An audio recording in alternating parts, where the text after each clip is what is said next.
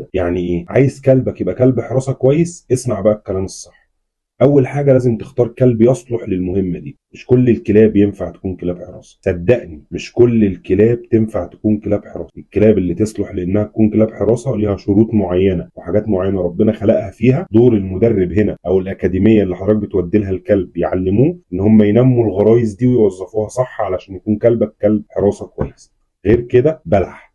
اي حد يقول لك غير كده ما تصدقوش. انا اخترت جرو صح، وعرفت من التست ومن الاختبارات اللي انا قلت لكم عليها اكتر من مره ازاي اختار جرو يصلح للحراسه كويس جدا. واخترت الجرو انمي عنده الغرايز دي ازاي انا بنفسي قبل ما اودي المدرب. بدل ما اودي المدرب الكلب مستواه 0%، لا هوديه له مستواه 20%، فمش هياخد معاه وقت كبير ومش هيتعبه، وهيطلع من عنده مستوى اعلى من النظير ليه، من اللي هو اخوه في نفس السن. علشان انت كمربي فاهم تعمل اعمل ايه. اول حاجه لازم اخرج كلب كتير، لازم اوري له اماكن مختلفه.